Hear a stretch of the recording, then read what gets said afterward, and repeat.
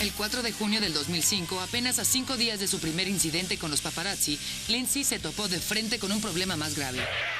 Las hermanas Simpson. Les negó la entrada a sus enemigas Jessica y Ashley a su fiesta de los premios de cine MTV, iniciando la última batalla de las rubias.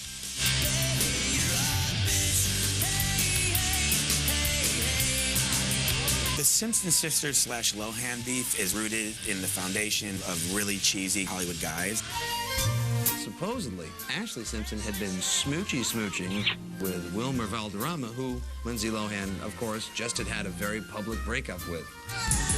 What may have sort of tipped the scales toward Lindsay's fuming was that Lindsay and Jared Leto may have been dating.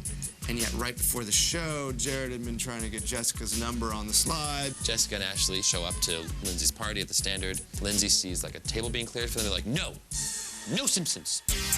So Jess and Ashley take their wounded pride to Jimmy Fallon's party at Argyle Hotel. And who should show up but Lindsay Lohan? Jessica can't believe that she's there. She threatens to kick Lindsay's butt. Jessica better watch herself. I don't think she'd want to threaten to fight with Lindsay because Lindsay is skinny, but she's scrappy. She's hardcore. Baby, one more time. 2 meses después, Lindsay y Ashley se reconciliaron, pero eso no impidió que la Simpson sacara boyfriend con una letra no muy sutil. Yo no robé a tu novio. Después, en abril del 2006, Lindsay trató de reconciliarse con Jessica, pero eso tampoco funcionó.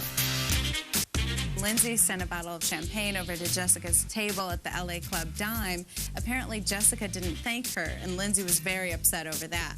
And right in the middle of all this was director Brett Ratner. Ratner salía con Jessica aquella noche y a Lindsay no le agradó. Lindsay was reportedly dating Brett Ratner at the time, and she's already mad at Jessica, but now she's jealous of her too, so she gets right in Jessica's face and tells her, let's take it outside. And Jessica bursts into tears. Apparently, Brett has to break up these women, which you know he loves. He's like, stop fighting over me. The most ridiculous part of all of these feuds is that they're being caused by guys like Wilmer Valderrama and Brett Ratner. Is it worth it?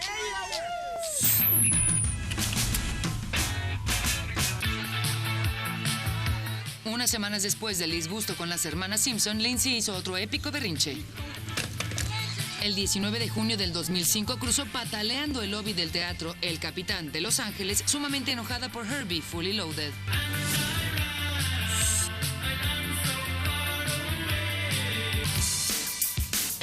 For Lindsay's movie, Herbie Fully Loaded, she also recorded this song called First for the big race scene in the movie. I have my single for this movie. It's called First. It's really great.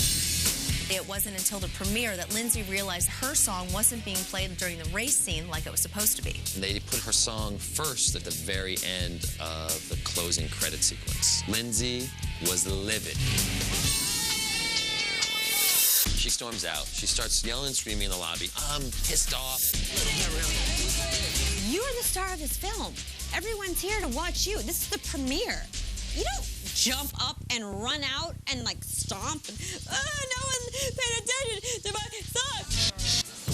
Apparently her handlers had to go into the bathroom with her and had this like 12-minute cooling off session to talk her down. She was probably throwing things and, water everywhere, crying, screaming, why? Con unos provechosos abrazos de su mamá, Lindsay se tranquilizó con el tiempo, pero a veces se desahogaba.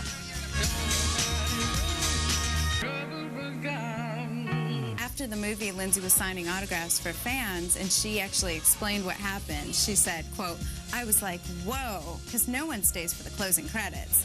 Her co-star, Matt Dillon, was giving her all these compliments, but all Lindsay could think about was how upset she still was that her song wasn't played in the race scene. It's things like this that make Lindsay look like a brat. It's not like they played a Paris Hilton song or an Ashley Simpson song during that scene. Good Lord, woman.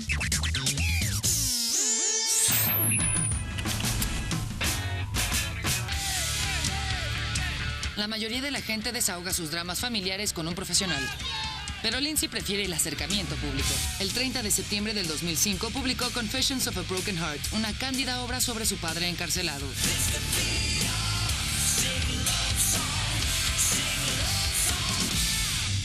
Because Lindsay never felt like she could really communicate with her father, she did it the only way she knew possible, through song. I was going through a lot with my family, so I just wrote about a lot of that on the album. The song is basically Lindsay telling her dad, I wish you were here, where'd you go? And she kind of just let it all out.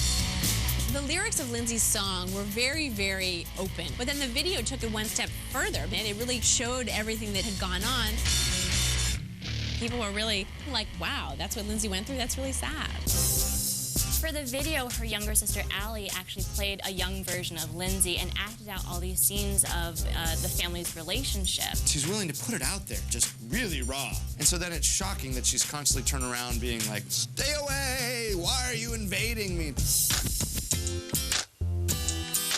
Incluso antes de que escuchara el tema de Lindsay, Michael Lohan compuso una canción para su hija en autodefensa. La letra se publicó en el New York Daily News. He answered in song?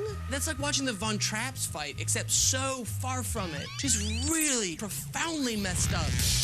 When he finally did hear her song, he wrote an open letter that was also published in the Daily News, talking about how proud he was of her.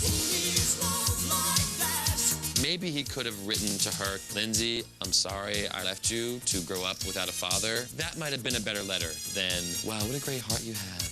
What commune jail is he at?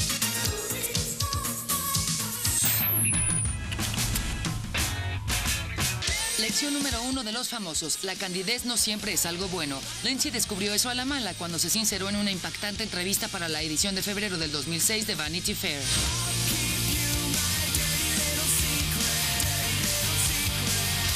When the issue came out, it caused an uproar.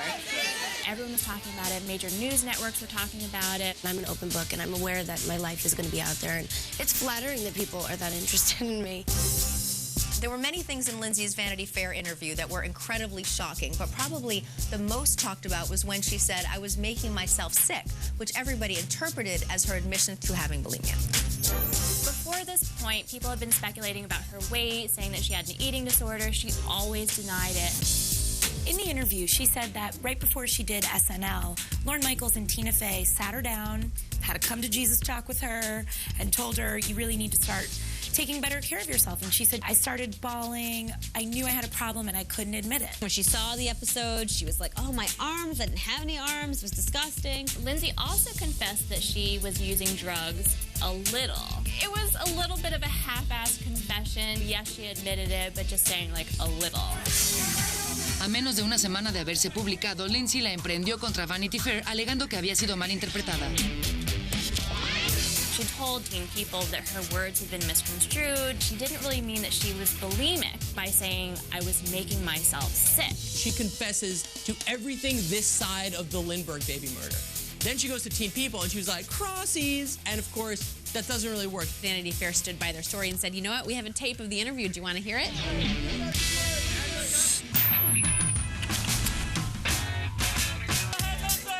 Incluso en una vida tan desaforada como la de Lindsay, siguen existiendo aquellos momentos que son por demás extraños. Caso a tratar, enero 27 del 2006, cuando visitaba la mansión londinense de Bryan Adams, se resbaló, rompió una taza de té en su espinilla y terminó en el hospital con 10 puntadas. You wake up and you think, I was doing too many drugs last night because this can't be a true headline.